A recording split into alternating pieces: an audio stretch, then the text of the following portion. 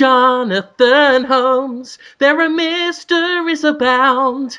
Jonathan Holmes, your ass is juicy and round. Jonathan Holmes, there's something I need you to hear. Jonathan Holmes, I get a boner whenever you're near. Pow, pow, pow! Don't stop, here we go now. I will milk you like a cow. There's so much we can do. I'll stick it where you poo. What? Jonathan.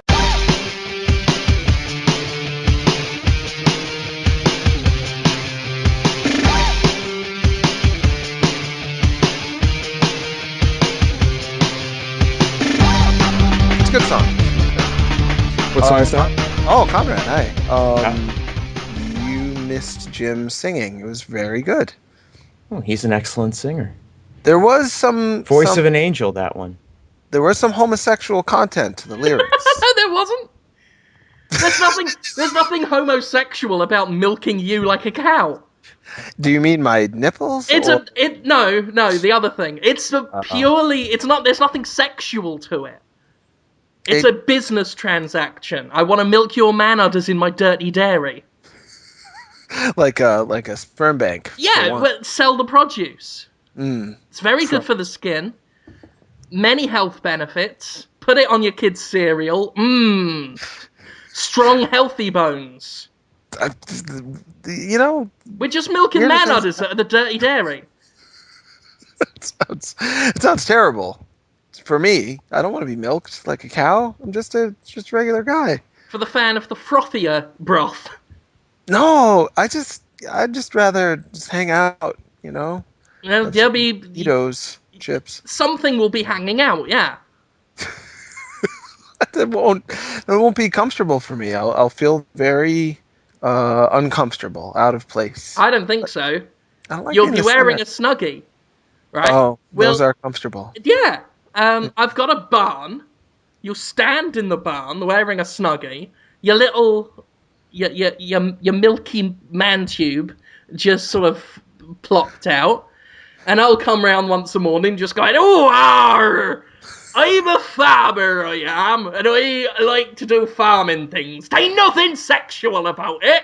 And then I'll go get a little stool and a bucket, and I'll put the bucket underneath you, and I'll just grab hold of it and give it a tug like a nice fast pull. Just one? Well, as many as it takes. Okay. As few as possible. I've got a lot of work to do around the farm that day. It's possible to... What's the conclusion you're looking for here? Produce. Like, can I just pee? Try to get it over with? Ugh, that's gross. Yeah. I'm not going to serve piss to the local schools. They want milk. Fresh milk. It's not milk. Fresh, warm globs of milk. It's not milk. It's healthy. I don't know. 11 a.m. every morning. The kids have done their sums. They've done adding up. And then the teacher says, right, come here, line up, it's time for a spoonful of milk from Jim Sterling's dairy. Drink that. Slurp that down. It's got the consistency of cough medicine, but it's twice as nice. It's not. It's not good. You got your sweet, you got your salty, it's all in there. It's everything in there. It's the Chex Mix of liquids. It is not. It is semen. It is a sexually charged fluid. It is the essence of sexuality in some ways. It's our pure essence.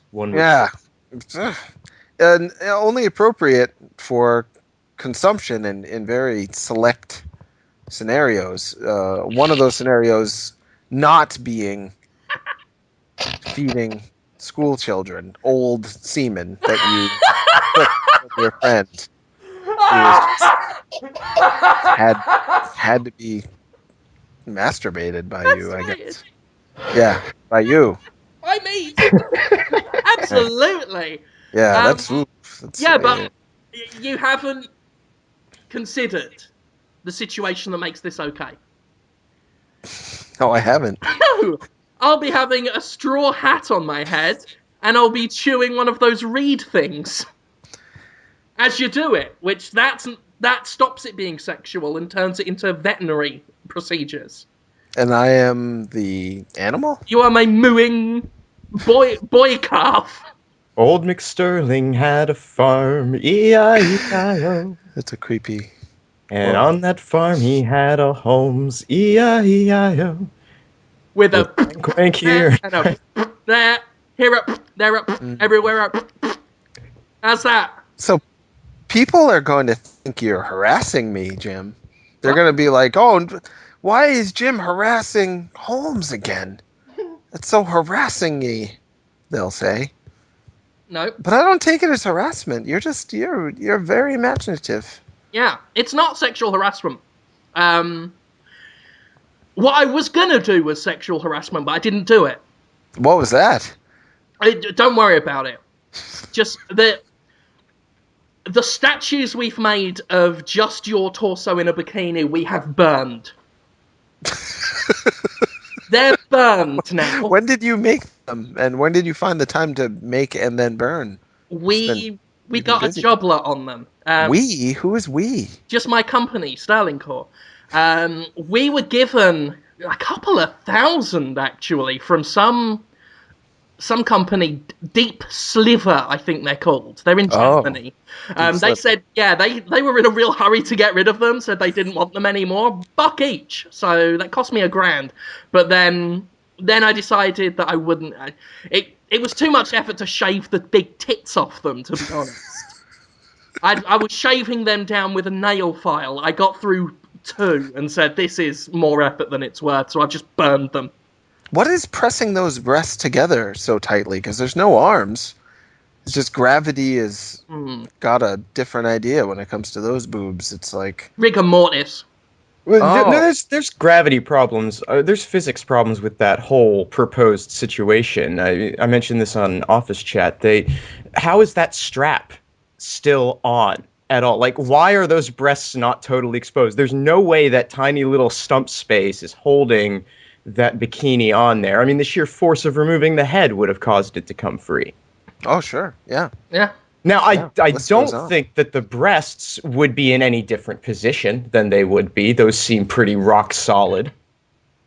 Well, breasts aren't generally, the gravity tends to pull them down and apart instead of you would think that, but together. Those don't look like the kind that move at all. Oh, I see. They're the kind you buy at the store. Plus, right. I mean, there's no saggage because, once you've been dead for a while, it all seizes up. In a way, death lifts and separates. Death is the true miracle bra. Yes. It's for those who are wondering, what we're doing is a bit of a... It's a bit of a laugh. It's a bit of a clever riff on Dead Island. Dead Island, they did in Europe only, the US wing of Deep Silver were very clear on. It was also Australia. And Australia, Europe and Australia. They announced the zombie bait edition of Dead Island, which involves a statue, 12 inches tall, I believe, of a torso, a lady's torso with massive untouched, unwounded, massive breasts attached. I'm sure there's a scar underneath. They went to a lot of effort to detail. I'm sure they have little scars underneath them. Fair dues. Outside of that, unblemished breasts attached to a bleeding, bruised, rotting human, not zombie, human torso of a lady. It's one of the most disgusting things I've seen in terms of things to have. I think the only thing that's, in terms of collector's editions, the only thing that has come close to grossing me out would be the Fear 3 or Fear 2. I forget which one. The Alma edition of Fear 2, I think, which had a pregnant Alma that was, like, really fucking... Ugh. I just vaguely remember this distended, swollen, monstrous thing attached to this, like the scary little girl archetype. I remember that really unsettling me. But this was just... Blah.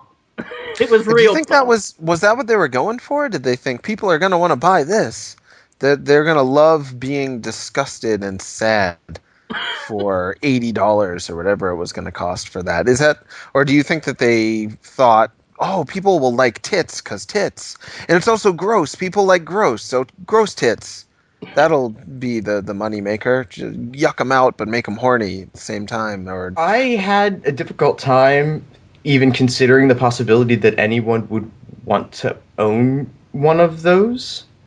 someone thought someone would want to own them Just because it's so well. But I've since talked to a couple of people who have said, yeah, I would buy that. But they're like, why? Well, they're collectors of horror memorabilia.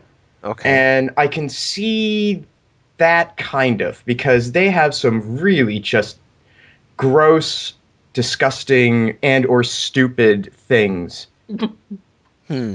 that collectors in that vein do buy. And you could find that anywhere because it's a horror thing, in different strokes. I'm sure there's somebody out there who wants it, is what I'm saying. Yeah, I don't understand why. Yeah. I think people are upset about. It's just kind of gross. I'm not like offended by it necessarily, other than the implication that this might be something I would want to buy. Yeah. Well, a lot of people are upset about it. They take it as just trying to sell sex and violence together. Who is that selling it to, though? Like, it's so unappealing. I think just on the whole. They take it as a continuation of the idea of you can just show the tits of a woman and that's all people are going to want.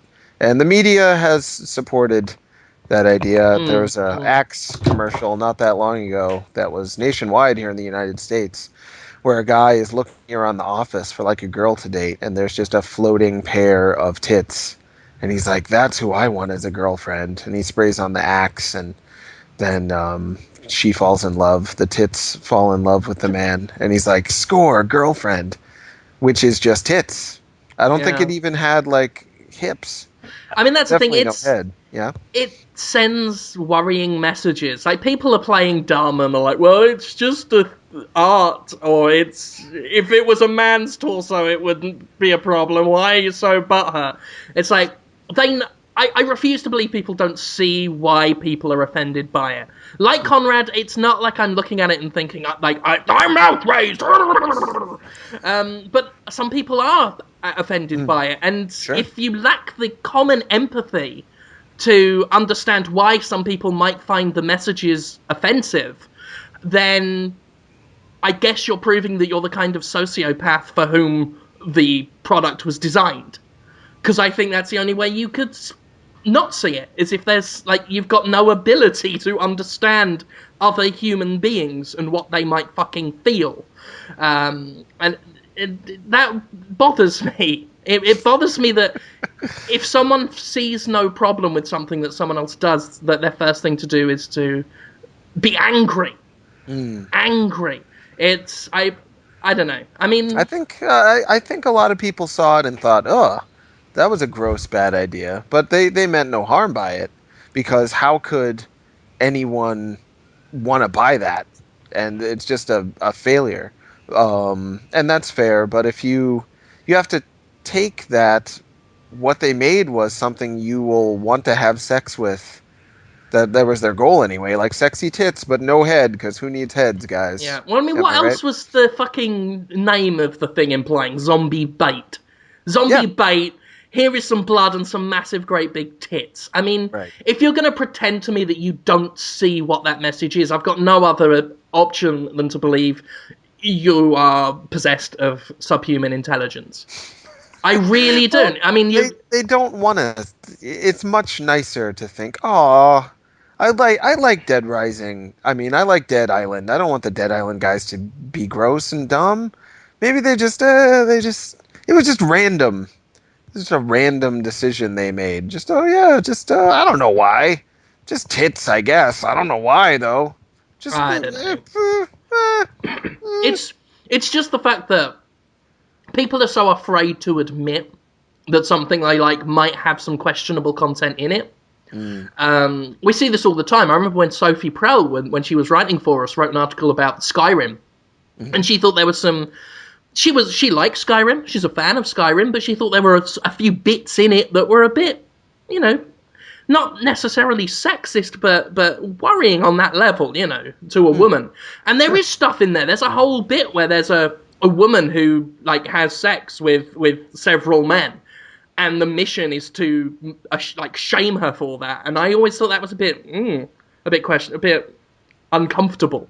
I really don't like that quest. Why would you want to do that? Exactly. Or ever. But I didn't know that. Yeah. But to suggest it. But is that quest mandatory? I guess is the question. It's not mandatory. It is optional. But so you can opt to be a better person than that. You can. But I see nothing wrong with that. I think then allowing that reflection is, it might even get people to think about it as it had you. So I actually kind of support that if it's optional. And you shouldn't force a player to perform a kind of action like that, which I think a lot of people would consider to be a little loathsome. But making it available as an option for them to develop their character in that way, I don't see an issue there. Right, but my point with that isn't so much as to say Skyrim is making you be sexist. It's to say, okay, that content could be perceived by some as sexist. That content could be perceived by some as objectionable. And I have no issue with someone saying that. But for some gamers, the mere suggestion that there could be even a slightly troubling element to a game, there could be a message that could be a bit uncomfortable for some, is perceived as an attack and a suggestion that you can't like that content at all. And I find that very upsetting. I find that worrying. That you can enjoy content while admitting there's some stuff in it that's a bit problematic. There are games I like that have content in it that could be perceived as somewhat homophobic. And considering it's me who's saying that, who just was talking about milking your man udder, obviously I'm not down with the homophobia. But Shadow Hearts has some recurring characters who are like awful stereotypes of gay people, of the whole, we are men, we are men attracted to men, ergo if there's a man, we will have sex with it, whether he wants it or not, which is troubling. But I can still take that piece of content and say, okay, I don't like this, but I still like the game, and I don't feel the need to 100% condemn this game, nor do I feel the need to 100% protect the game. But there are some people that think that's the line right there. It's like either you are with it or against it, which is a problem with culture in general, especially at the moment. But that's the problem I have with it. It's this the 100% for or against. And it's the same with Podtoid. I mean, there's a lot of content in here that some might consider offensive. Really? just a little bit. And if people say so, fine. I'm not going to pretend I can't see why some people might have a problem with some of the things that are said on here. Well, I was told today on Twitter that good show we're doing. However, you got to cut out the gay stuff. Because, it's just not cool, he said. To cutting the gay stuff out of Podtoid, wouldn't that be like cutting the spy action out of James Bond, or cutting the zombies out of Zombie Movie? Yeah. You'd probably cut the Toid out of Podtoid. It's a lot of gay stuff on this show. It hasn't always been, but it's not gay. It's not gay. It's all inclusive, I think. Yeah, it's fun for the family.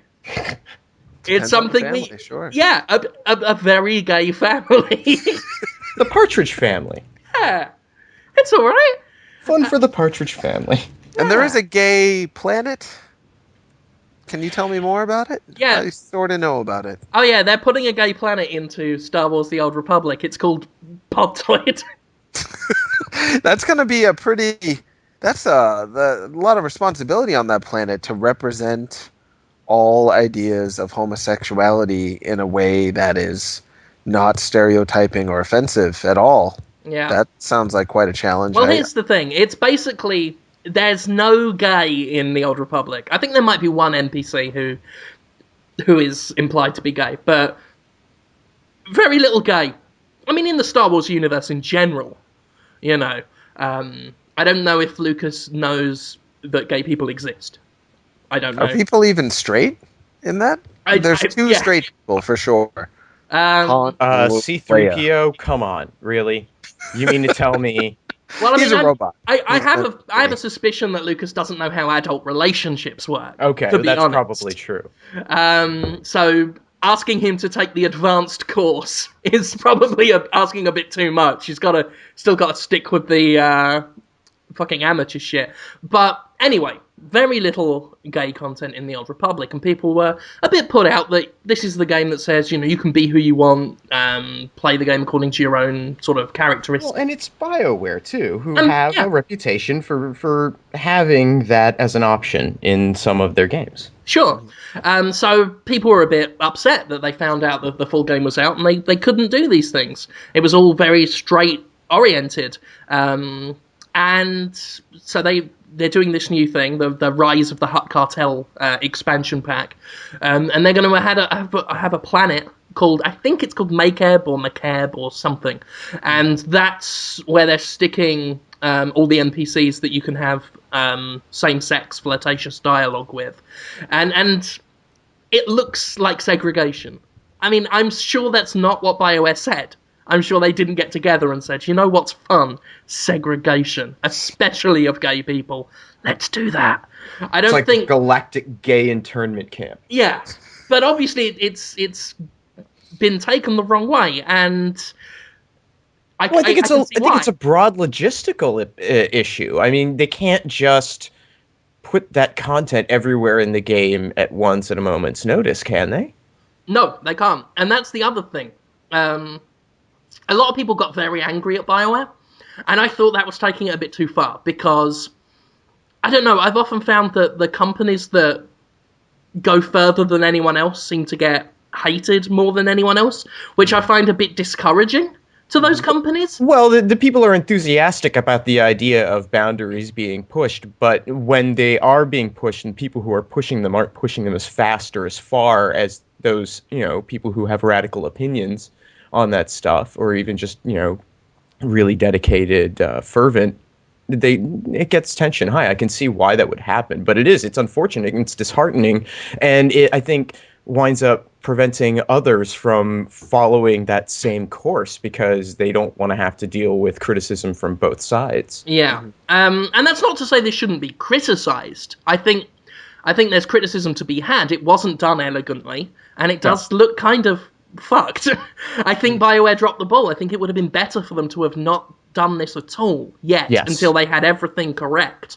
But now that it's been done, I think the best thing that people could do is just say, you kind of fucked that up, guys. Try not to. And then try to embrace it. Yeah. And do what you can with what's there and enjoy the content if it's good, and if it's not, complain about that. Exactly. I just think it's a shame that people are pouring that much scorn on BioWare, who, to be honest, they're trying, and yeah, they screwed up, but better to try and screw up, maybe, than companies that don't give a fuck at all. So, I don't know. That's my position on it anyway. Others have been a bit more offended than that, and again, you know, as is their right. I thought it was pretty interesting that the Gay Planet thing happened the day before the dead boobs torso. It was the same day. Was it the same day? It was a fantastic fucking day. Yeah. DMC review, followed by bikini dead torso, followed by Gay Planets. Because so many people that I follow on Twitter anyway just said immediately, all right, then I'm off to the Gay Planet, and I'm never coming back. This is, you straight people want to have sex with decapitated women, go ahead. I'll see you on Gay Planet if you want to hang out. Which was pretty funny, I thought. A lot of them weren't even gay. They were just done. Just done with everybody with who wants to have sex with zombie torsos. Yeah. So anyway, a lot of controversy happening around this week. And I don't know, I just think people on both sides could do with chilling out, but that's not to say that this stuff isn't important. I just wish that when these things happen, we'd get more debate and less screaming, which I've always said. And has there been debate over your review of Devil May Cry? Can you call it that? Or do you have to call it DMC? Can you call it Devil May Cry? Because that's what DMC I don't know what you're stands talking for. about. There's a video game you reviewed. What? It's called DMC. That wasn't me. You didn't review DMC? No. I thought you did. Tony Punts did it. I'm pretty sure. Direct all of your comments to him. No, I did review that one, yes. I thought you reviewed it, and you liked it.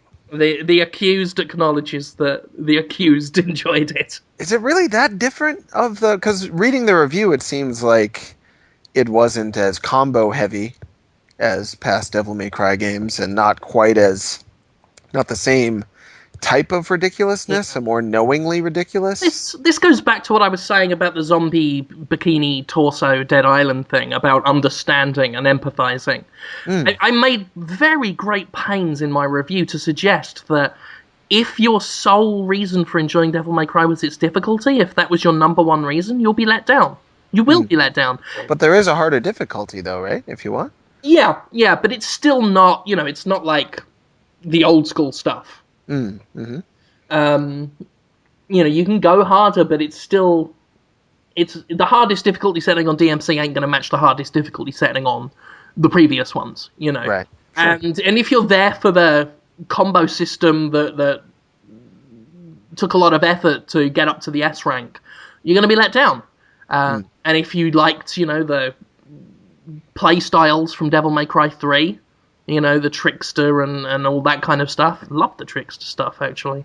But if that was your predominant reason for getting into Devil May Cry, then yeah, you're going to get let down. But that wasn't the only reason that people were fans of Devil May Cry. And that's not the sole reason I was a fan of Devil May Cry. I was always attracted to Devil May Cry because it was fucking stupid. And I say that with the greatest of respect. I mean, this was a series in which one of the first things that happens is Dante's stabbed in the chest with a giant electric sword and then gets up and pulls it out of himself. And, oh, hey, you've now got a weapon. That's what attracted me to it, was just this flamboyant ludicrousness of it. And I got that. And I was pleased with that, and I left DMC satisfied with that. And the fact that I'm a fan of Ninja Theory as well helped. I liked Enslaved, and some of the style of Enslaved was brought to this, and it was married to some of Devil May Cry. It created something new, which is going to let down some people who didn't want the bits that were preserved, and didn't so much like the stuff they kept, which is fine.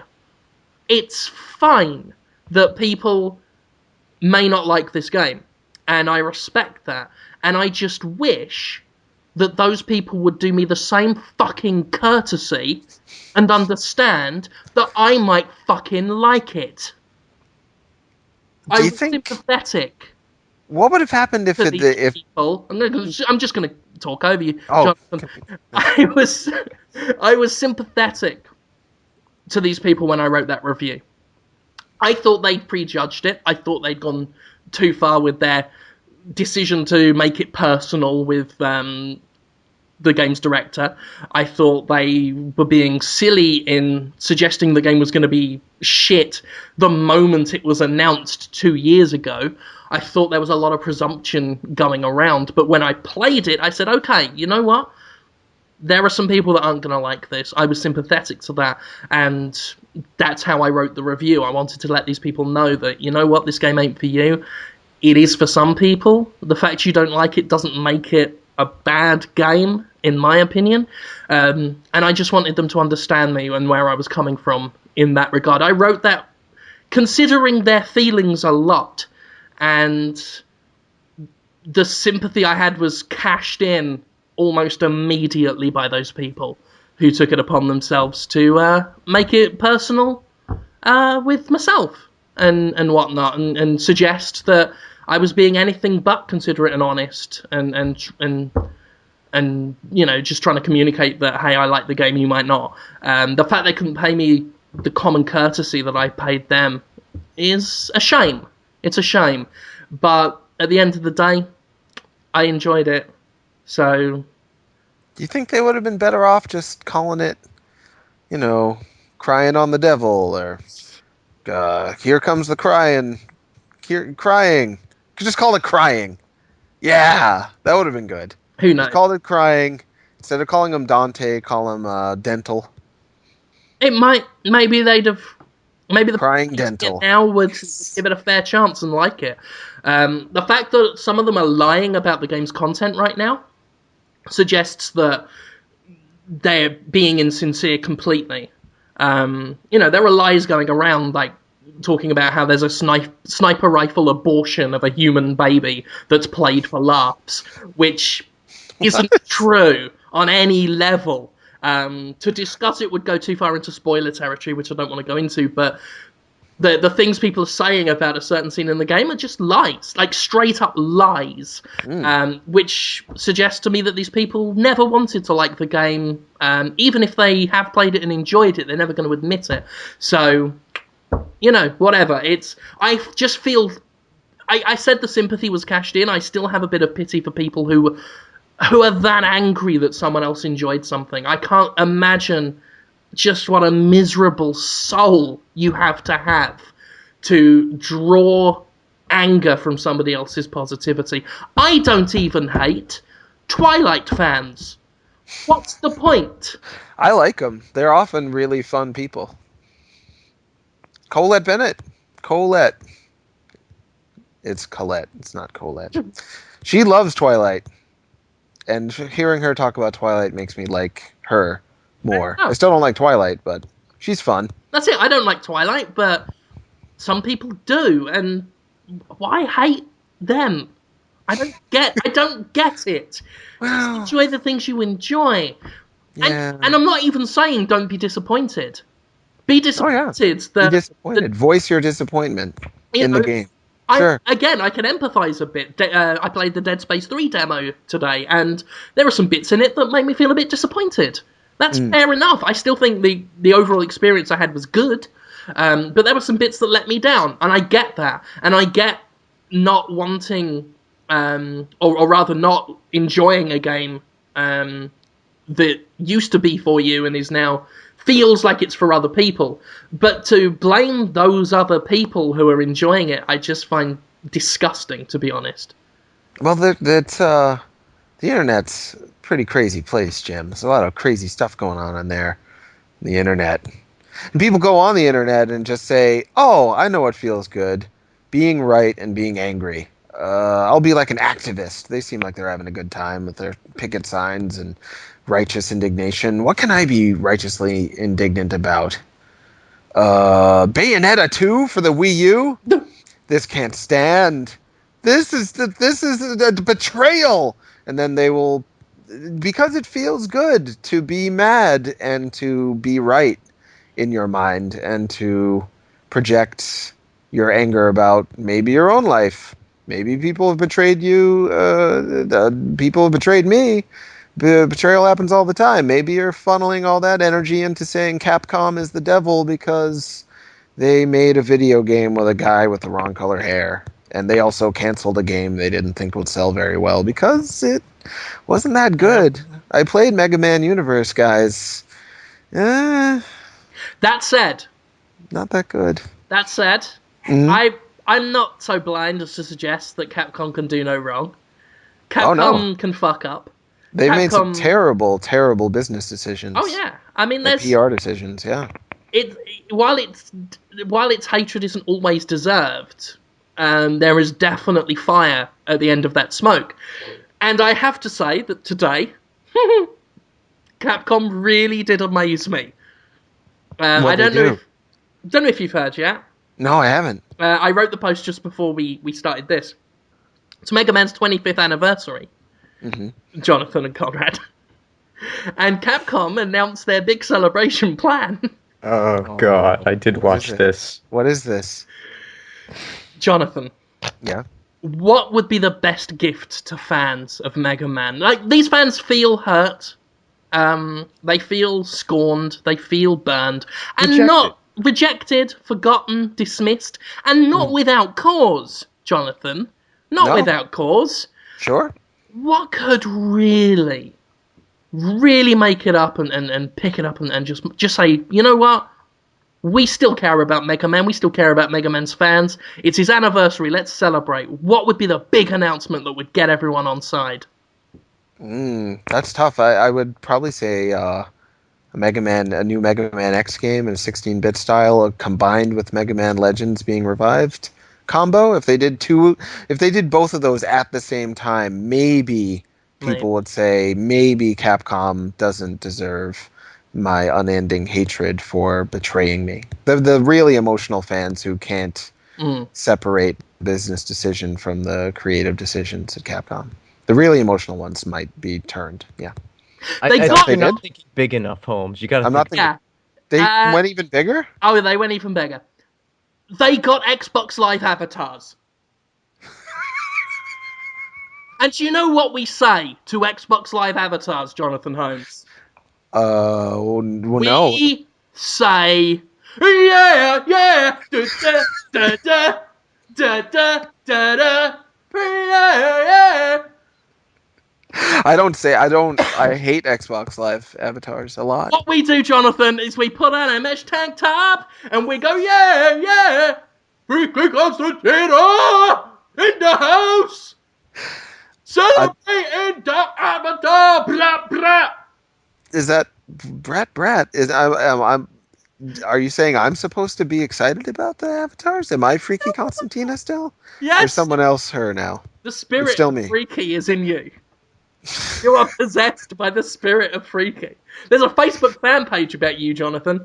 Yeah, I've heard. I haven't Freaky seen Constantina's Facebook page. I don't like. There's also a Freaky Steam group. Constantina. I think Oh. I think I got an invite to a Steam group. What does that even mean? Of course you did. Why wouldn't you? I sort of know what that means. Well, is that a group where everyone's just under that banner of Freaky Constantina? Yeah, just basically like a message board within Steam for, and you can create them for anything. And you could be playing Fallout, you could be playing Crysis, and you could just think, you know what? This game isn't freaky enough. I'm going to open up the chat, and the happening be happening while I'm playing Crysis for Steam. It's a whole new thing, Jim, you started. Yeah. People think about it, yeah? I tell you what, Jonathan. Please, tell me what. I've been informed that you're not down with the freaky. I'm fine. I don't like Freaky Constantina. But I don't dislike. Yeah. I'm neutral. No dislike, no disrespect. Yeah, I was trying to isolate why you might not be a big fan of it. And I think it's because it's a bit too lowbrow. You're an intellectual man, Jonathan. You're an intellectual man. Yeah? You like to pursue... I can hear myself on someone's fucking thing. I don't know. Sorry, I was leaning in a little too close. The mic's pretty sensitive. Why are you that? You're an intellectual man, Jonathan. Uh-huh. You like to pursue the highbrow, the civilized. Yeah. I mean, a little. Hear me out, Jonathan. Okay. It's about time we brought some class to Boston. To Boston, Mass? To your hometown. I'm really glad that every time I correct you and tell you I don't live in Boston, you forget. Because now when people come to stalk me, they will go to Boston and hopefully not find me. Where the hell? Don't live in Boston. Yes, you do. No, okay. Just You're Boston's favourite son. That's true. You're Jonathan Holmes, Boston's favourite son, and soon owner of the Boston Museum. The Boston Museum? Soon to be the owner of the Boston Museum. We're opening a museum. Us three rogues. Us three gentlemen. To bring some culture and class into Boston City. What do you think of that, Jonathan? I like class. You like class? I like museums. That's brilliant, because, you know your apartment house? Mm-hmm. Yeah, that's the museum. And And Conrad will be at the door, wearing a museum's man's hat and a table with tickets drawn on it in pen, and he will sell tickets to families. And they'll come into your house and look at all the lovely Boston things. And we'll bill it as Learn About Boston, the greatest city on earth. Presented to you by Boston's favourite son, Jonathan Holmes, with Conrad and Jim helping a little bit. What do you reckon on that? It's good, isn't it? I've got some paper on the ground. I've got a pizza box. I've got some comic books. New Luther Strode. The Legend of Luther Strode issue 2 just came out. It's pretty good. Okay, well, that's the first exhibit. Yeah, Luther Strode. No, my ears pricked up. I'm a bit like Indiana Jones. I've got an eye for treasure. You do. When you mentioned the pizza box, I got to admit, I was intrigued. So we're going to get a big stone pillar, like a plinth, and put that in a room, and put the pizza box on top of that. Ladies and gentlemen, gather ye round and look at the very pizza box that Boston's favourite son, Jonathan Holmes, once ate pizza out of. And no one's going to want to see that. People can take photographs of themselves next to the pizza box. They can get postcards of photographs of the pizza box. Jonathan, I'll be on hand to draw cartoons, caricatures of patrons of what they might look like if they were your pizza box. No one will want that. How'd you like that, Jonathan? If I drew pictures of children as pizza boxes with you reaching into their head and pulling out a slice. It's got a surrealist charm, but it's with "Let me eat you out," children in speech. No, you can't say it. What, eat out? Who said eat out? You're eating out of the... Could you hand me some of that pizza so I can eat it out? No one says that. That's exactly it. I'll draw families, whole families, together as individual slices of a big family pizza. Very heartwarming. And put it on their wall. And behind the pizza is you pointing at it saying, I want to eat that family out. That's not common vernacular. Yes, it is. It's not the way... You're Boston's favourite son. Who's going to argue? It's weird. I tell you what, if a fucking family came in and I'm hard at work drawing that family as pizza, drawing like little stick arms and legs on a triangle isn't easy, Jonathan. If they're putting me off by gabbing in my ear saying, oh, people don't talk like that, oh, that's not the correct vernacular, oh, eat us out, what's that supposed to mean? I'll say, fuck off! I'll say, fuck off! Get out of the pizza room! Get out of the No more looking at the pizza box for you! Oh, you're waiting for the photo to be developed of you standing next to the pizza making the A-OK sign? Fuck off! It's my photo now. I'll pretend it's a photo of me. You're wearing nicer shoes. Get out! Give me your shoes! So this is a museum where there is a man near a pizza box and a sketchbook. And he'll draw a picture of your family, and then another man who you don't know, who's a little creepy looking. He's not young. He's tired looking. He's bald. He's usually stubbly. And he'll draw a picture of that guy lurking behind your family going, I'd like to eat them out. And then if you don't like the picture, you get verbally accosted and frightened by that man, who then demands to keep his own picture because he thinks it's good. Just recapping the plan.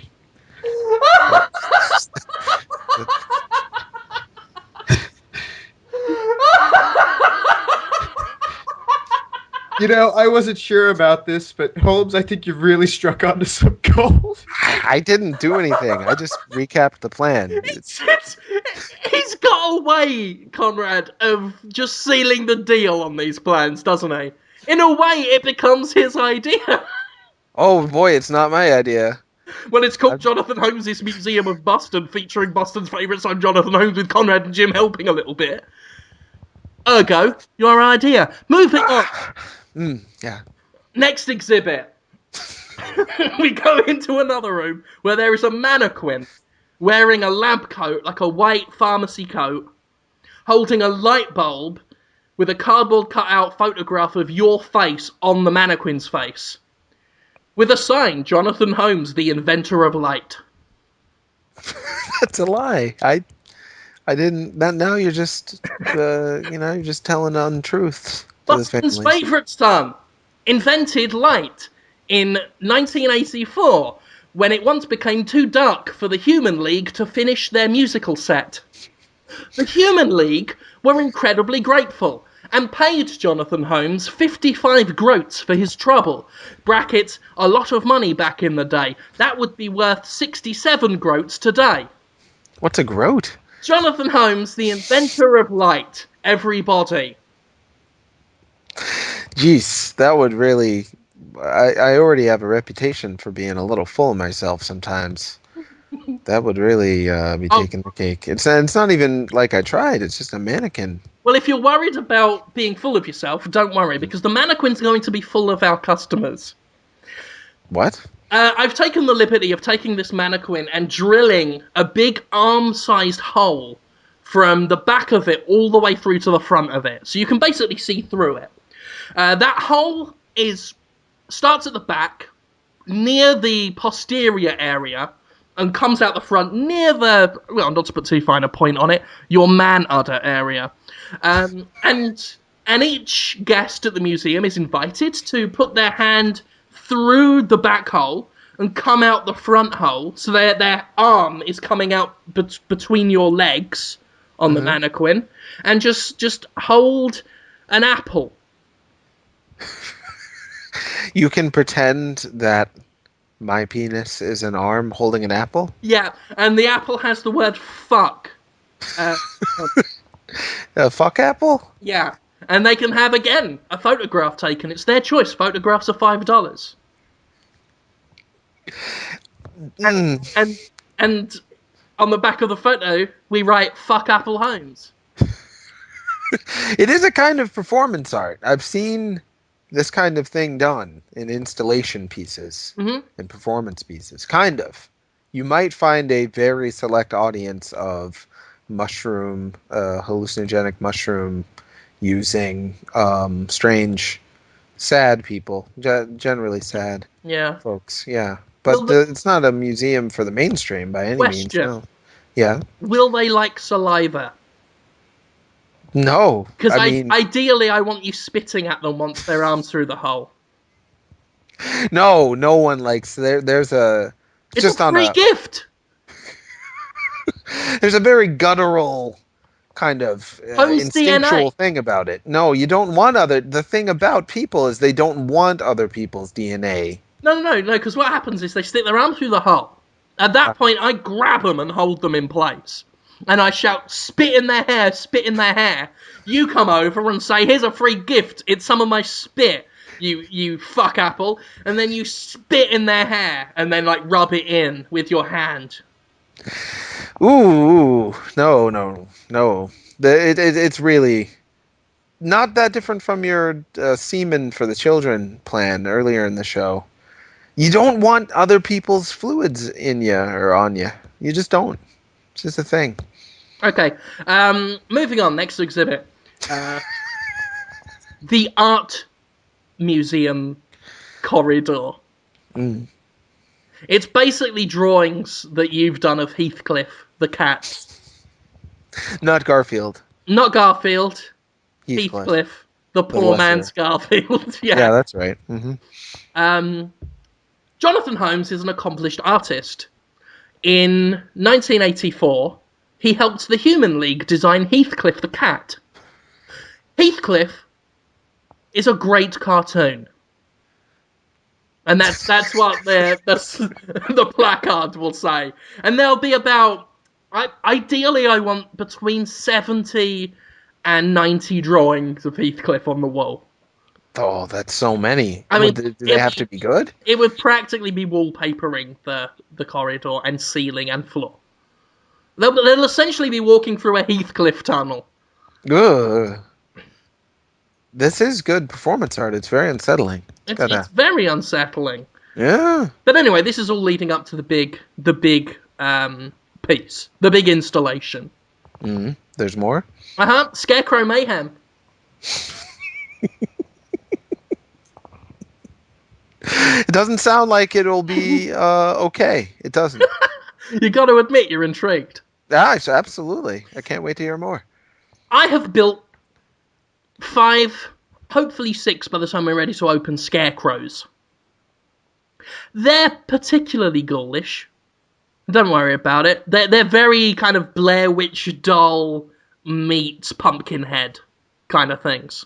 Very gnarled, very twisted, hunched over, giant ball sacks made of birds' nests, and a big twiggy dick each. Oof. Yeah. We get everybody, we get little benches, we get the families to walk in, they sit on the benches and look at the scarecrows. At this point, Conrad and I come out, our faces are painted white with black lines over our lips and around our eyes so that we look like spooky skeletons, and black on the nose a bit as well. And we say, we are the skeletons of the forest, and these are the scarecrows, and they are fucking horny. I won't lie. This is scary, because a horny scarecrow is basically gonna fuck whatever. With twig dick. With twig dick. Nobody likes that. It never feels good. No. Nobody likes scarecrow sex with twig dick. Mm-mm. But in 1465, this is the terror that faced Boston. An army of scarecrows with massive twig dicks. 1465? What? In 1465, an army of scarecrows brought to life by a necromancer were going to walk into Boston and basically twig dick everything. Everything. Boston was settled in 1770 something, 76? That's when they first came to 1465. It was just Native Americans and caribou and stuff. This museum is not going to work if you're saying things like that when I'm talking to the audience. History is written by the museum owners, Jonathan Holmes, and we own a museum. It's true, they can't go back in time and prove us wrong. Yeah. So it's our word against theirs, I suppose. The city of Boston was founded in 1630. Oh, my mistake. In 1466. Right, 1466. Thank you. I can't have the other skeleton contradicting this either. So anyway, we're explaining. The resident protecting army of Boston at that time, the civilian army, otherwise known as the Human League, stood against the scarecrows, but they were decimated almost to a man. Who would stop the march of the horniest scarecrows in America? Jonathan Holmes. I wasn't. Jonathan Holmes, Boston's favourite son, did. It's at this point, Jonathan, you come out wearing a suit of armour and then give a blowjob to each of the scarecrows. Twig blowjob? Get the branches in your mouth. I mean, I'm hoping, like, I don't want to say oak, they're too big. Willow's too reedy. Something in between oak and willow. A good birch. A good birch. A little bend. They got some nice birch branches sticking out between their scarecrow legs. And I just want you, Jonathan, to get on your knees and give my scarecrows blowjobs. Oh, something unsettling. It's a reenactment. It's a historical reenactment of that time in 14 whatever I said. 66. When you saved the last of the Human League by giving a scarecrow a big old sloppy blowy. And to make it more realistic, at this point, Conrad and I have got spoonfuls of Sterling's Dirty Dairy milk that we milked from your penis, Jonathan, earlier that day. And we just flick it at you while you are slobbering all over that scarecrow penis.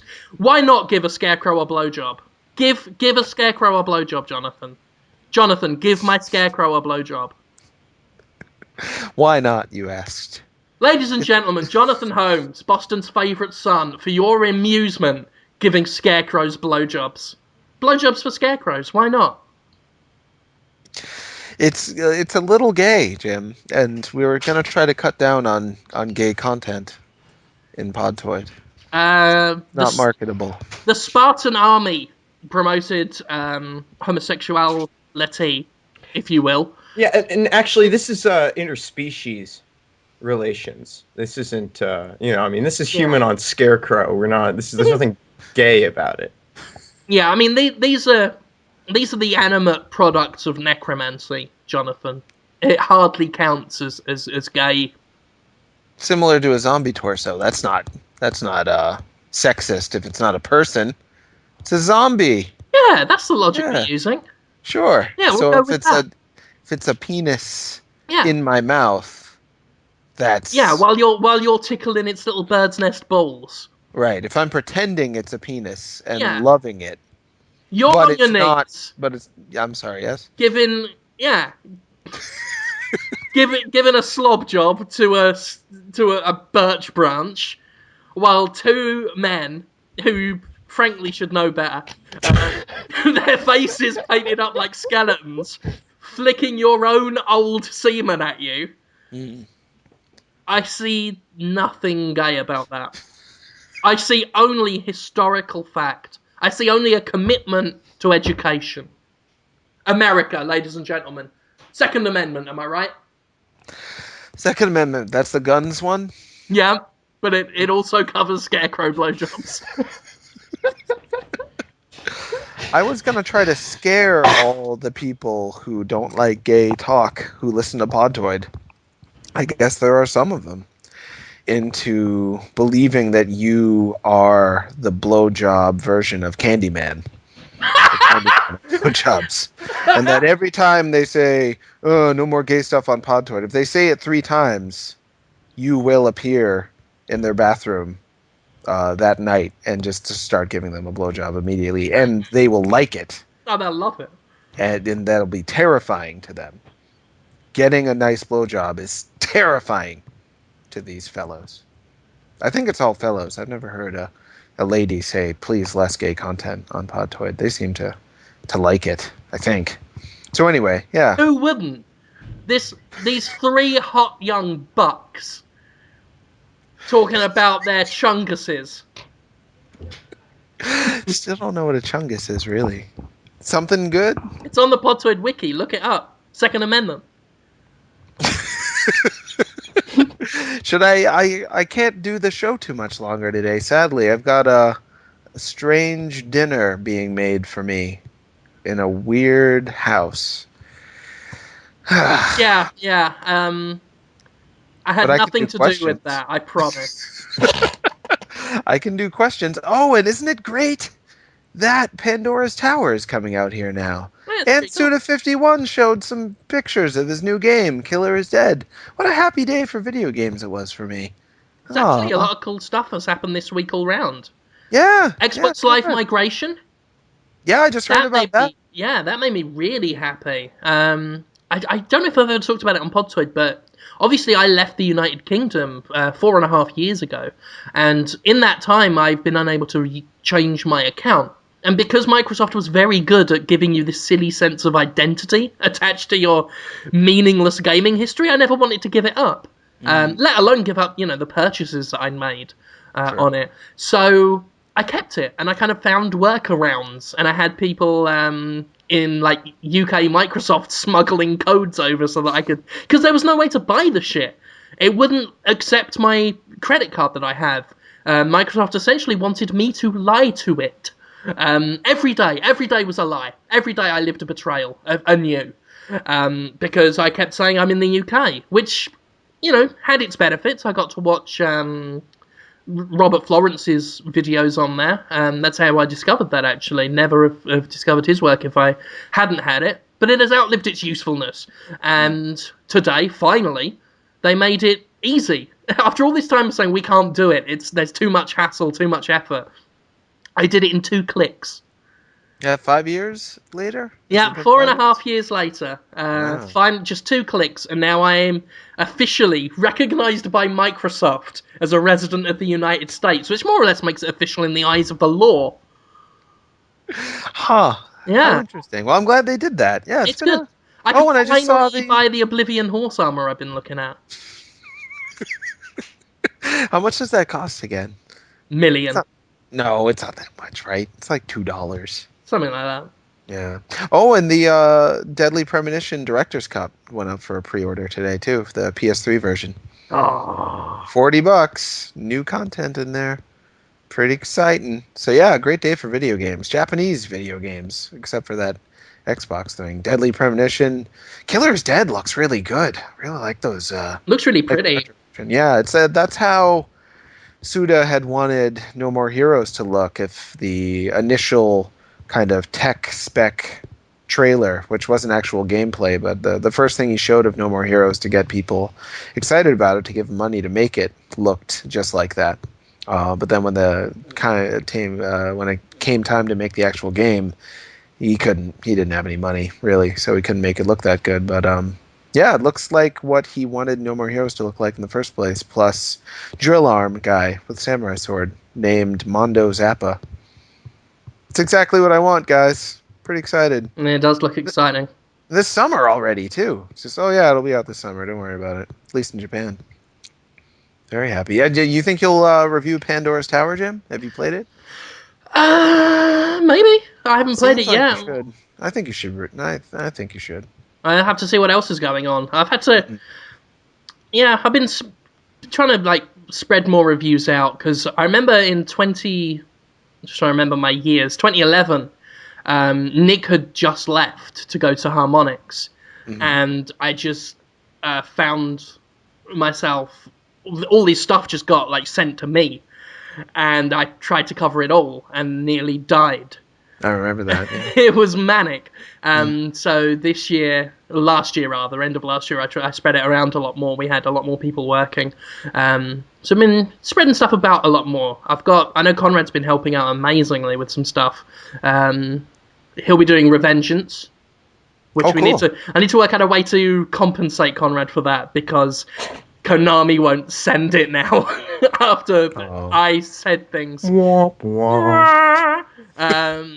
we'll have to sort that out, Conrad. But whatever, I'll just run out and buy it. I'd probably bought it anyway. It's not an issue for me. Just means a review be a couple days late, but yeah. So I don't know if I'll be doing Pandora's Tower. There's probably, I know Tony's really was all about that, so maybe he can do it. But we'll see what goes on nearer the time. Oh, I guess I could do it too. I already have the UK version, so assuming it's not changed too much. I like it. It's got a creepy Cronenberg-y, dead flesh girlfriend turning into a purple snail while she's talking to you as she eats the purple meat of monsters in order to... And her boobs get bigger and bigger, and her arms and legs and head fall off. And it is the prequel to Dead Island Zombie Bait Edition.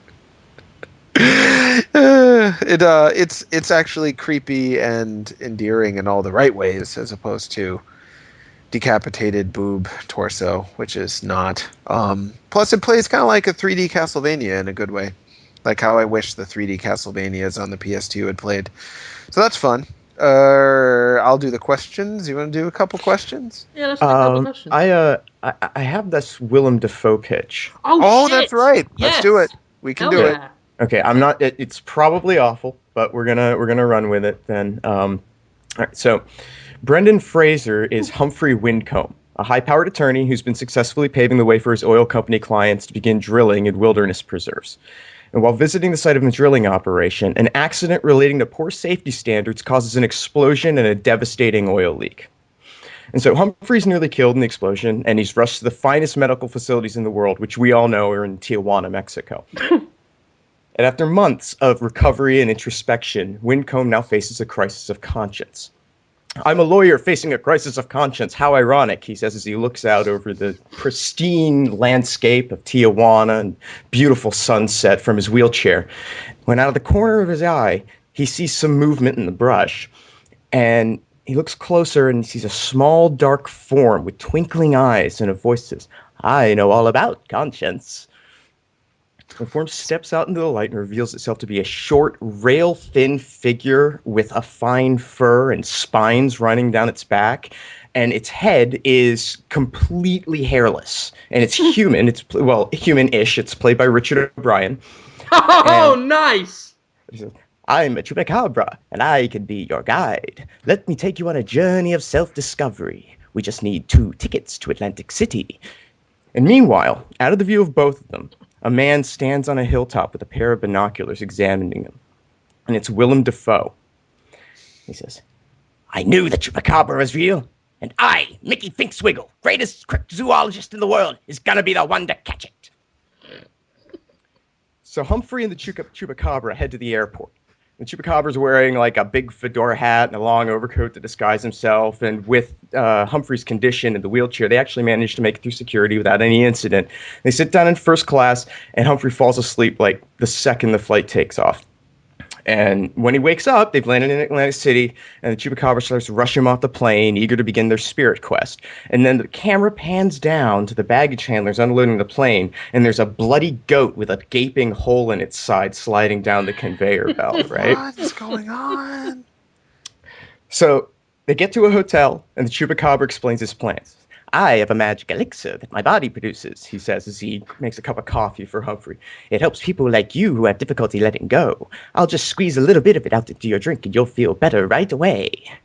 He squeezes his hand over the drink and a few drops fall in. He gives a cup to Humphrey and he drinks it down, and the world just starts to lose focus. And we hear the chupacabra say, Now the world starts to lose focus? Chupacabra at the airport with a dead goat. He never said dead goat. That was just, and then there's a dead goat. Oh, and by the way... Jonathan! Of course there's a dead goat. Let's move on. And so... Sorry. Vision gets fuzzy, right? And we hear the chupacabra say, the secret to living with yourself when you're a horrible person is to put yourself in a perpetual state of numbness.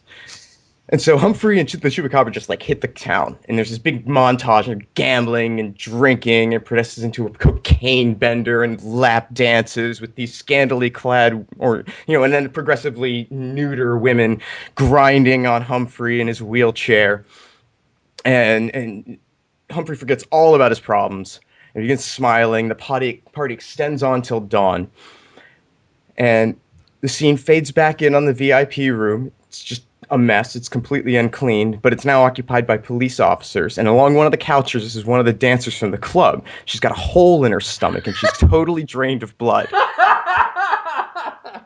Wow, man. But anything from this point on could be a hallucinogenic effect of the chupacabra's whatever he did with that drink. What part of him did he make drink mix out of? And where did the... It's a gland. Okay. So there's a lady. So yeah, the police officers are just like totally baffled when suddenly Mickey Finkswiggle marches into the room and says, I know what this is. It's the chupacabra, and the people of Atlantic City will never be safe until I catches it. And so like this goes on for 40 minutes, just like the chupacabra and Humphrey having these increasingly debauched nights of excess, and Mickey showing up like just after they leave. There's got to be a pattern, Mickey says, like aloud to nobody in particular every time this happens. And then he's walking down the street and he sees a billboard for the 25th annual Everything Goes Orgy Marathon, and realizes where he can play a trap for the chupacabra. Did you just say a sentence? Wait a minute. Everything Goes Orgy Marathon? Yeah, that's the event. The 25th annual Everything Goes Orgy Marathon. It's every year in Atlantic City. What, you've never gone? I've never heard of it. Start living, Granddad. Okay, I got confused. I'm sorry. I'm old. I'm sorry. Continue. Yes, please. And so that night, Humphrey and the chupacabra do, of course, go to the Everything Goes Orgy Marathon. I mean, who would miss the 25th? Yeah. And they start the evening off. Our items out of that. Yeah. So they're starting the evening off with some light bondage. And a man in a gimp suit ties them to posts and goes to retrieve torture implements off the wall, and he starts laughing. And Humphrey says, why are you laughing, Gimp man? Make with the slapping and the hurting, so I might forget what a horrible person I am. I'm laughing because I'm not just a gimp, says the gimp, pulling up his mask. I'm also Mickey Finkswiggle, the greatest cryptozoologist in the world, and I finally caught the chupacabra. Now I'm going to put it in a cage. Can't you see that the chupacabra is a wonder of nature? It cannot be allowed to be contained or destroyed. We must preserve its natural glory forever and allow it to run free. You are indeed a great lawyer, Humphrey Wincombe, and there is no defense to your argument. I'll never again try to lock away newly discovered species in cages, said Mickey, who unties the Chupacabra and Humphrey from their posts before walking out defeated. Humphrey turns to the Chupacabra and says, "You said that you were going to teach me about how to live with myself, but you taught me instead that I needed to defend the environment from the horrible people that are seeking to destroy it with their corporate greed. You are truly a wise and great friend, Chupacabra." The Chupacabra looks back at Humphrey, and tears welling up in his eyes. "Then I have failed, for the life not lived to excess is no life at all." Reaching into the pocket of his overcoat, he pulls out a revolver, places the gun barrel into his mouth, and pulls the trigger. Whoa. His body falls across Humphrey in the wheelchair, who looks to the sky and screams, "Why, God? Why?" Fade to black. The fact he was still in the wheelchair is what I loved. Very nice. Chupacabros. Sorry, Chupacabros. Yeah, Chupacabros. Nice. That was very, very well executed. I can think of no improvement. Thank you very much. I'm touched. Questions? No. You mean in general or to that? I look forward to the transcription. Hopefully someone will choose to do so I can... There was a lot to take in. It was a fast-paced... Yeah, well, and I didn't want to, take up too much time with it, because it could have really stretched. I should also just point out that at this point, the listeners will have expected me to respond to Jonathan Holmes saying that's a lot to take in, and also Conrad following that up with talking about stretching. Just to note, that's been acknowledged. We can move on now. Yeah. Jonathan, Wonderful job. Yes. have you got some questions for us on that? Yeah. I got suddenly distracted. Someone, Bastard Cock is his name on Twitter. Of course Seems it like is. a great guy. Said, "What do you guys think of this?" And it's the new Final Fantasy game, which I didn't know. I knew about the teaser for it, but it got announced. It's called All the Bravest. No, more like all the lamest. I have been riding high on that joke all day. Yeah, you wrote about it. I remember you mentioning it. It looks nuts. There's like a team of 40 characters fighting like 12 bombs, and then doing a fever, and then you can buy Cloud in little sprite-based form as bonus content later. Looks like you can buy characters from Final Fantasy 9 and 10 too. I don't know. Jim, you know about it already. Does it suck? Is it good? What's it gonna be? Sounds so stupid. It looks, when you first look at it, you're thinking, actually, that looks pretty cool. Yeah, that's what I was thinking. Yeah, because it's basically all about active time battle, which they've tried to present as, the return of active time battle. And we're all thinking, oh my god, they're doing a new Final Fantasy with new active time battle. Oh, fuck no, it's more like tap, tap, tap, tap, tap the game. You can have up to 40 heroes in one party at any given time. And it's basically just tapping and swiping. I guess whenever each individual character's active time battle bar is full. So you're just basically waiting for bars to fill and then tapping on whichever bar's full, I think. I've not got that for definite yet, but that's basically it from the looks of it. Like, you're just tapping, swiping until things are dead. Every 3 hours, apparently, you can hit fever mode, at which point there are no active time battle bars, and then everyone can just attack at once. Adding to that, there are 20 characters to unlock, 20 party members to unlock just playing the game, which is $3.99. After that, you can get hero characters like Cloud Strife from Final Fantasy VII, actual named heroes, not just job icon characters. They cost $99 each for one of the characters in the game, and they're random. So if, say, you wanted Cloud and didn't get Cloud, you just have to keep buying, keep spending $1 until you get the one you want. Not $9.90. How much do they cost? 99.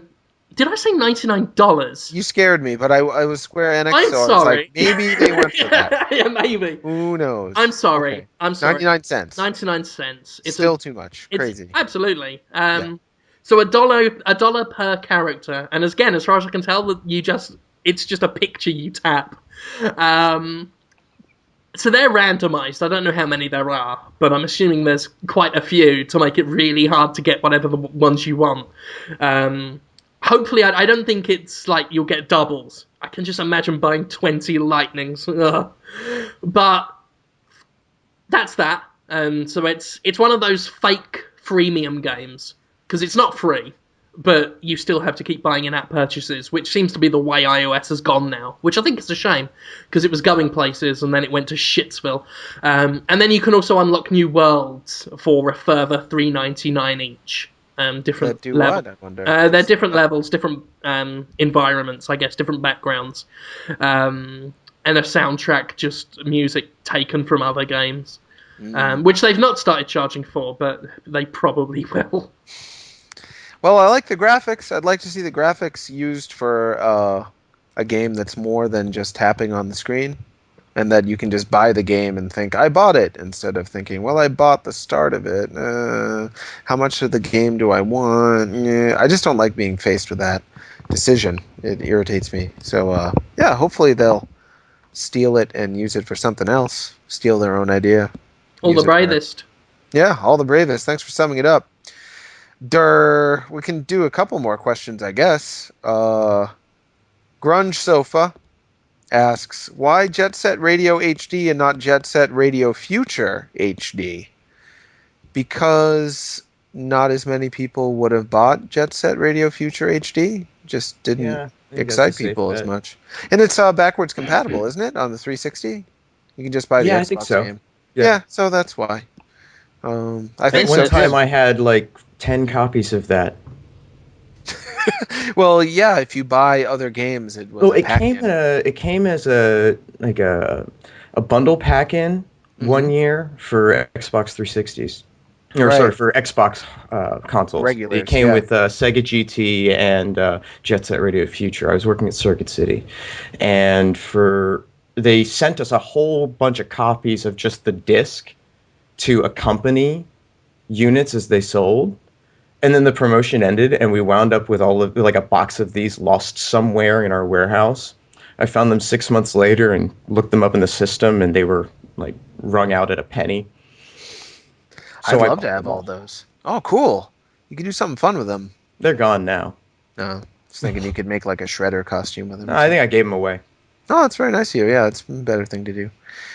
David North, who's currently working on animating Teenage Pokemon as we speak, so there's some favoritism.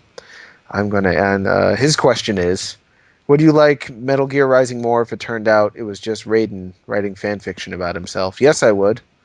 Yes, I would like that a lot more. I hope it has some sort of Kojima-style twist where it all makes sense on some level in the Kojima world, because it is... I know I shouldn't be such a stickler, but just the laws of what can and can't happen in the Metal Gear world seem to be broken by Revengeance, which makes it fun. I'm glad Revengeance is doing new things, but it also... What do you mean by that? It just seems a little... I've said this from the start. Cutting off a guy's head and then cutting off his torso is just a different brand of stupid than you normally get in the Metal Gear games. In Metal Gear, at least, it's illogical. It's a fantasy world with ties to realism, but there's no, behavior on that level of idiocy. Like, I think he's dead. You've cut off his head. Nope, we got to be sure. Keep dicing him into pieces in a combo. It's dumb.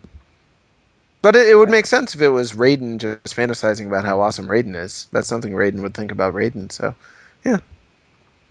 No? No, I'm just... That's fine with me. I was just interested. Okay. I was defending myself too hard. Sorry, guys. No, Get you're a little fine. offensive. I'm all right, I guess.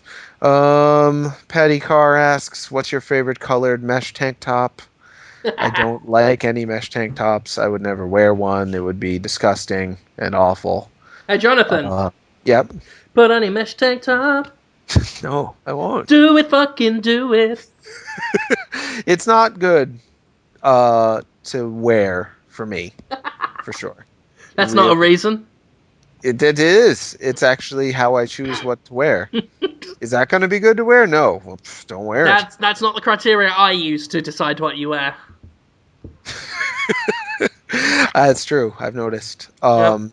And Frank asks, have you guys checked out Adam Sessler over on Rev 3?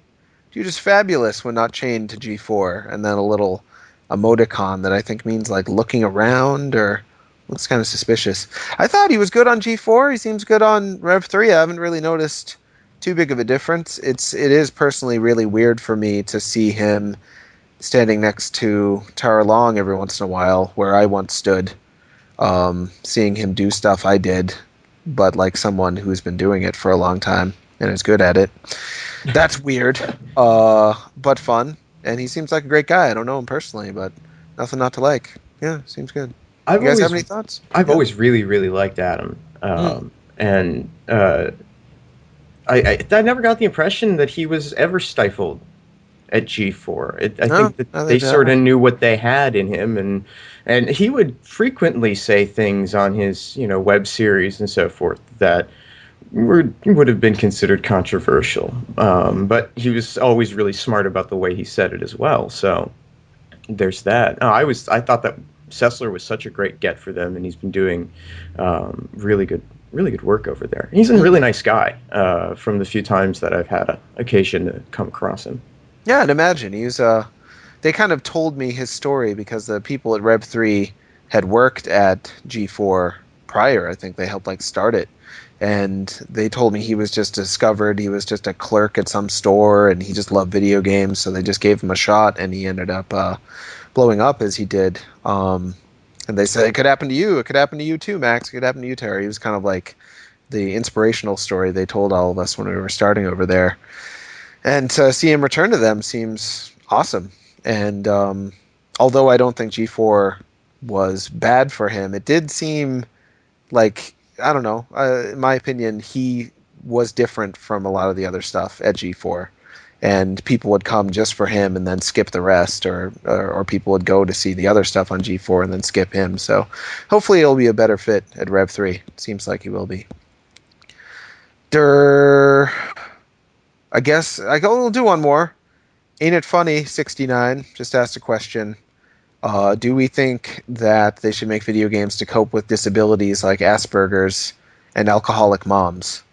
Yes, I do. I think there could be some awesome games about those topics that are taking them seriously, but also worth playing and productive for what kind of stuff you go through in the game to kind of deal with life.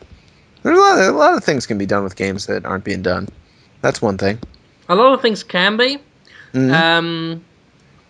Depending on who's doing it, you have to wonder if they should. Yeah, you can do it. Like we were saying before, people are just afraid of doing things like Gay Planet or gayness at all, because if you screw it up, everyone's going to be pissed at you, and then you're going to both lose your core audience and the more progressive audience you were trying to win over. So yeah, it's a huge risk, and I don't think anyone will bother taking it for many, many years, but I think it's possible. Did I just steal your answer, Jim? You wanted to say those things, and I just said them. No. I mean, I Sure. was. You actually took it in a different direction. I mean, I'm just talking okay. about. I have to wonder how many writers within the game industry have the skill to do that, because a lot of them aren't writers and by trade, and I think they'd have to draft someone on board to do that, and then you have to wonder whether the developers would have the sensitivity to put that story well into the game. I think games are still at a level right now where they're still struggling to cope with these more serious narrative issues. That's not to say they can't be done, and that's not to say that they might not be done, but you just gotta... There is potential there. I just don't know whether the current industry can do it well yet. Sure, the industry and the tech. Well, I thought Papa Yo was good. It's got some gameplay flaws. It's not always fun to play, and it's a little janky, just in terms of the tech. But they kept it abstract. If you try to go literal with those topics, you're going to end up doing them a disservice. But if you keep it kind of symbolic and metaphorical, and don't have too much dialogue, and just have it kind of come across in the gameplay and the scenario, I think it can really work. Yeah. Yeah. Pipper. We did it. We did the questions, guys. We've done it now, okay? Christ. Nice little Podtoid. Yeah, I thought it was good. I wish I could stay for longer, but that weird dinner, I'm already 10 minutes late for it. Okay, let's get this wrapped up quick then. Jonathan, what are you doing this week? This week I have... Well, first of all, I'm behind on my Sup Holmes recap posts or rerun posts. We have both Bo Blythe's episode of Sup Holmes, the creator. He made a Samurai Gun. He's a great guy. He has his on iTunes, and also Jim Crawford, creator of Frog Fractions. He was on the show on Sunday. His episode is rerun on YouTube and also on iTunes. Get to know him. He loves Chibi Robo. He hates achievements, and he was really disappointed with Crackdown 2. I did not expect him to say those things. He talked about Crackdown like for a while. And Crackdown 2 was a big letdown. But he really liked the first one and went Same on here. about that. Yeah. He's you think Frog Fractions, you probably think a splintered mind, a strange mind. No, just a rational, intelligent, well-spoken, humorous intellectual. I'd call him. He's a fun guy. His episode's on iTunes. That's good. He was talking about his next project too. He wanted to make like a System Shock 2 like first-person shooter. Another thing you probably didn't expect him to want to do. This Sunday we have the creator of Jazz Punk. I want to make sure I say his name right. I'm afraid I'm going to say it wrong because I've never said it out loud. Do you know how to say his name, Conrad? It's Luis Hernandez. Luis Hernandez. It's Hernandez? Oh, Yeah. phew. Like Thank Patrick you. Hernandez, the famous disco maestro. That's right. He's just like that. He's making a game called Jazz Punk. It's a surrealist comedy game with blocky characters, and I think he's been talking to Tara Long and Max Scoville about doing voices for it. He might want you to do voices for it too, Jim. I don't know. I was the first person he asked to do voices for. Oh, I apologize, Jim. Excuse me, journalist. I didn't know that. Second Amendment. Have you already done any voices for it? We've done some practice stuff. Awesome. But he says he's got a lot more work to do before he goes back to the voice stuff. But yeah, Sure. Yeah, I'm down for that. Got some stuff I'll be doing on that. So people, if you want to see the guy who's making the game that Jim Sterling will act in, he'll be on Sunday at 1 p.m. Pacific Standard Time, 4 p.m. Eastern Standard Time on Destructoid.com, Dtoid TV on the Twitch channel there. Yeah, that'll be fun. And I don't think I have anything else going on. Still plugging away on more episodes of Teenage Pokemon. I was trying to make an episode about PAX. Turned out all right, I think. I don't know. We'll see. That might be coming in February. You can watch the old episode if you want. Someone new just said they didn't hate it. Hey! Feeling. Yeah, most people haven't said anything about it either way, but suddenly Skid Row Trash on Twitter was like, hey, it was good. I thought it wasn't going to be that good, but it was good. It's like, oh, blah, blah. That's So right. maybe you'll like it if you haven't watched it. I don't know. Maybe. Sure. How about you, Jim? What are you doing? What am I doing? Yep. Oh, many things. I guess if you want, you can read the DMC Devil May Cry review I did. I remain proud of the writing I did. Some people said that I did a bad job communicating my thoughts on it. I think it was one of my most reasonable reviews I've ever done, like rationally written. So I will... It was great. You said what you liked about it. You acknowledged that if I were a different person, I might be upset about this and this. So I know where you're coming from, but Yeah, I don't that's think not who I am. could have been more fairly written. Me too. I also did a little article on the Old Republic Gay Planet thing. I can't remember exactly what I called it. I think I just called it the Old Republic's Gay Planet, New Gay Planet. Just a mini editorial on that. That's all on Destructoid. Over at escapistmagazine.com, The Escapist, New Jimquisition came out this week called Only the Lonely, which is about the concept of loneliness and isolation in video games and why it's not the negative that some people paint it to be. Also, Movie Defense Force is out this week. My second episode of that, my movie review show, which will be about Book of Shadows Blair Witch 2. Oh, wow. I'll be sticking up for that one and arguing the positive points of that particular film. So enjoy that if you want. I think that's it from me. Conrad, what are you up to? Oh, well, I just now got Office Chat, so I guess that'll be up by the time this is. So we have a new episode of that coming with me and Jordan DeVore and Brett Zeidler talking about some stuff. Other than that, this and some here and there stuff. I'm hoping I can have another new regular video series launched next week, but Exciting. I'm still waiting for some assets to come in, so I'm not sure. I don't want to promise anything, but yeah, definitely check out Office Chat. That was a fun conversation. Awesome, guys. Yes. And Saturday Morning Hangover. Tune in Ah. for that on Podtoid TV Saturday morning at 10 a.m. Pacific. I guess that's 1 p.m. Eastern. Shut up! It's still my morning. Yeah, and that's at dtoid.tv. Be hanging out with Jordan and playing some games. I didn't mean to cut you off. I just heard like beep, so I thought you were done talking, but that was my microphone. Going Cut you out. Yeah, it's a fun sound. Oh, someone asked if we plan any of this show. We do not. No, yeah, I did see someone had asked if this was scripted or how much was scripted or rehearsed. None. I have no idea what's going to happen. Yeah, none of it's. I mean, I will have ideas throughout the week. For ideas I want to present to Jonathan. And I'm excited to. I'll think. Oh, I can't wait to ask Jim and Conrad about the thing that happened. But yeah, I mean, obviously we come sometimes with ideas of what we're going to do. Yeah, I wrote an outline for the Dafoe pitch. Oh, there you go. Yeah. But yeah, there's nothing scripted. It's all, anything that might be pre-prepared is just brought and blurted out and we react to it. So yeah, I'd be ashamed if this was scripted. Well, that puts an additional veneer of consciousness to it. That we were deliberate in producing this. That we know what we've done.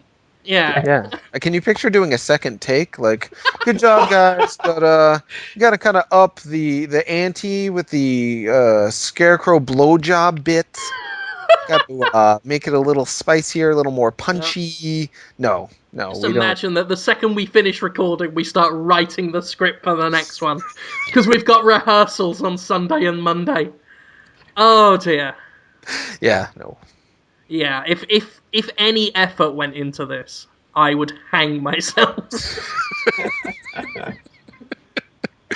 All right. Well, great job, guys. Yeah. See you next week. We'll see you next week, fellas. Bye. Bye.